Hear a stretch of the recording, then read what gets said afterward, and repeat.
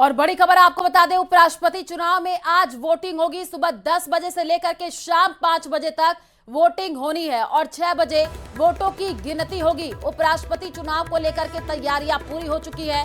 NDA ने CP Radhakrishnan को उम्मीदवार बनाया है, जबकि विपक्ष ने जस्टिस बी सुदर्शन रेड्डी को मैदान में उतारा है। बीजेडी और बीआरएस के वोट न डालने से मुकाबला दिलचस्प हो गया है। हालांकि एनडीए के पास संख्या बल अधिक है और अब से थोड़ी देर में चुनाव की प्रक्रिया शुरू हो जाएगी। आज शाम को ही नतीजे घोषित होंगे। बड़ी खबर इस वक्त आपको बता रहे हैं, उपराष्ट्रपति चुनाव में आज वोटिंग होगी और सुबह 10 बजे से लेकर के शाम 5 बजे तक वोटिंग की प्रक्रिया चलने वाली है। 6 बजे वोटों की गिनती होगी। उपराष्ट्रपति चुनाव को लेकर पूरी तैयारियां हो चुकी है। तो एनडीए से आपको बताया सीपी राधाकृष्णन को उम्मीदवार बनाया गया, जबकि विपक्ष ने जस्टिस बी सुदर्शन रेड्डी को मैदान में उतारा है।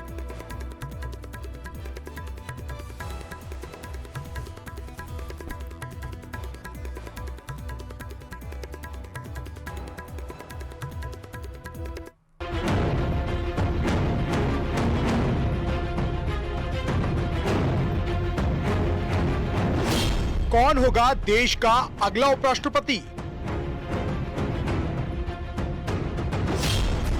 एनडीए या इंडिया, किसके दावों में दम? किसके पास है जीत का नंबर? जानिए पूरा गणित। देश का अगला उपराष्ट्रपति कौन होगा, ये आज शाम तक साफ हो जाएगा। लेकिन वोटिंग से पहले दिल्ली में सियासी पारा पूरी तरह से चढ़ा हुआ है। एनडीए और इंडिया गठबंधन दोनों ही अपने पास जीत के पर्याप्त नंबर होने का दावा कर रहे हैं। एनडीए की तरफ से सीपी राधाकृष्णन मैदान में है, तो इंडिया गठबंधन ने पूर्व जज बी सुदर्शन रेड्डी को मैदान में उतारा है। उपराष्ट्रपति चुनाव में गुप्त मतदान होता है, ऐसे में क्रॉस वोटिंग का खतरा हमेशा बना रहता है। एनडीए के पास 425 सांसद हैं। वाईएसआरसीपी और कुछ और दलों के समर्थन के साथ ये संख्या 436 हो जाती है, जबकि विपक्ष के पास 324 वोट है। ऐसे में एनडीए का पल्ला भारी है। भाई, दिन में सपने देखने वाले पर हम क्या कह सकते हैं? अंतरात्मा की बात कह रहे हैं तो हार गए, तो लड़े काहे थे? जब मैदान में आते हैं ना, तो ठीक से लड़ना चाहिए। निर्णायक प्रामाणिक विजय होगी, ये मैं आपसे कहना चाहता हूं। जो एनडीए के कैंडिडेट है उनको तो हम लोग वोट देने वाले हैं, उनके साथ में है। तो एक पार्टी की मीटिंग रहती है, वो पार्टी की मीटिंग आज है। उपराष्ट्रपति चुनाव में एनडीए उम्मीदवार की जीत तय मानी जा रही है, लेकिन असली रणनीति जीत के अंतर को बढ़ाने की है।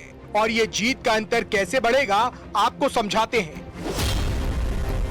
जगन मोहन रेड्डी की पार्टी वाईएसआरसीपी ने एनडीए को समर्थन देने का ऐलान किया है। स्वाति मालीवाल भी उपराष्ट्रपति चुनाव में एनडीए को वोट दे सकती हैं। बीजेडी और बीआरएस ने उपराष्ट्रपति चुनाव में वोट नहीं करने का फैसला लिया है। निर्दलीय और छोटे दल भी एनडीए उम्मीदवार को समर्थन कर सकते हैं। अगर क्रॉस वोटिंग हुई तो एनडीए की जीत का अंतर 100 से 125 वोट तक रह सकता है। वहीं विपक्ष का कहना है कि ये चुनाव थोपा गया है। Justice Sudarshan Reddy ji has also returned to them. We will be able to know that who is really helping the BJP or whether they are standing with the Constitution.